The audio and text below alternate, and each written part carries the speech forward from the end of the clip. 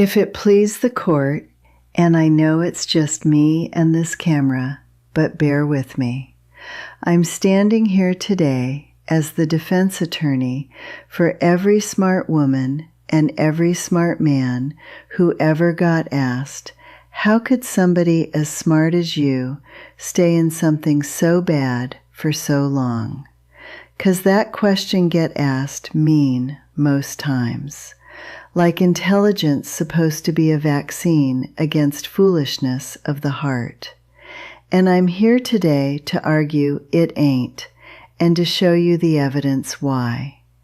Exhibit A, if the court will allow it. Smart people is real good at building explanations. That's basically what intelligence is, half the time. The ability to construct a reasonable sounding story out of whatever facts you got in front of you. Now that's a real gift in school, at work, solving problems. But in a bad relationship, that same gift turn into a liability.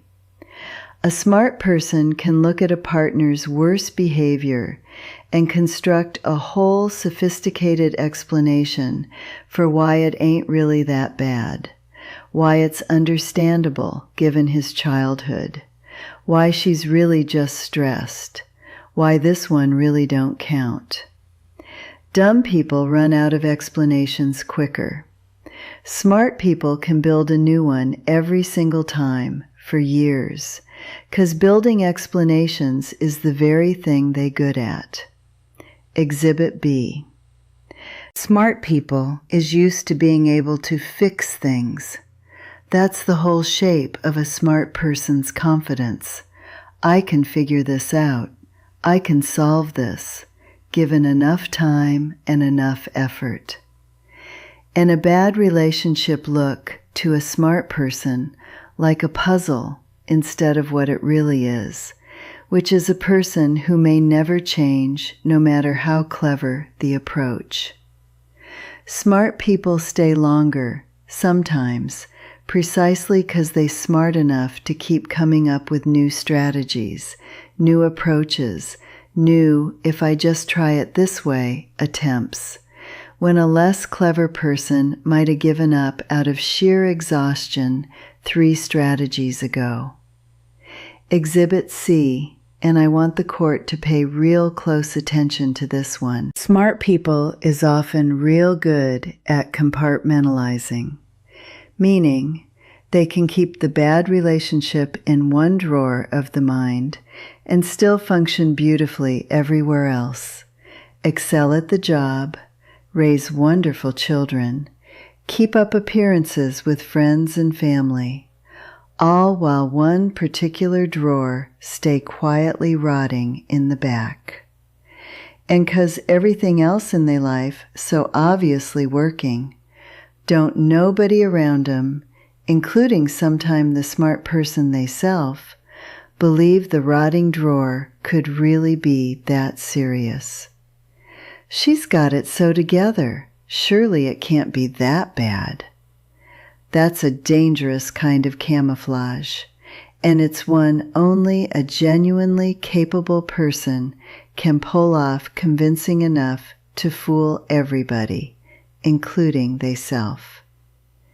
Exhibit D. I want to submit into evidence the fact that intelligence and self-worth is 2 completely separate things, no matter how much folks like to pretend they travel together. A person can be brilliant, sharp mind, quick wit, real accomplished, and still carry, way down underneath all that, a old wound that whisper, quiet, you don't deserve better than this. Smart don't heal that wound automatic. Sometime it just give the wound better vocabulary, better excuses, a smarter disguise. I seen doctors, lawyers, real respected women in they field, still going home to somebody who treat 'em small, 'cause the wound don't care how many degrees hanging on the wall. The wound got its own logic, and it don't answer to IQ. Exhibit E, and then I'll rest my case. Smart people is often real good at seeing potential, seeing what a person, a situation, a relationship could become if certain pieces got handled right. That's usually a strength. It's how smart people build businesses, raise families, create things out of nothing. But turn toward a bad relationship, that same gift become a trap. A smart person can see, real vivid, the man he could be, the version of her that's just under the surface, and fall in love with that potential so completely, they lose track of how many years they've been waiting on a future that the actual evidence in front of them say ain't comin'. Now, ladies and gentlemen of this jury, which today is just you watching this video, I want to bring this closing argument home. The verdict the world usually hand down on smart people who stayed too long is foolish. I'm asking you today to consider a different verdict. Not foolish, just human, wearing a particular kind of intelligence that turned the wrong direction can actually keep a person stuck longer than a less clever person might have stayed. The very gifts that make a person sharp at the job, building explanations, solving problems, compartmentalizing, seeing potential, them exact same gifts turned inward on a relationship that ain't good for 'em can become the very ropes that hold 'em there.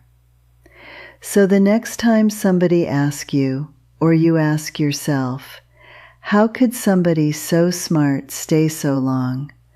I want you to remember this case, and remember, it wasn't a failure of intelligence. It was intelligence, doing exactly what it always do, just aimed at the wrong problem for a little while. Court's adjourned. Tell me down below if any of these 5 exhibits sound like evidence from your own case. I read every one. I'll see you next time.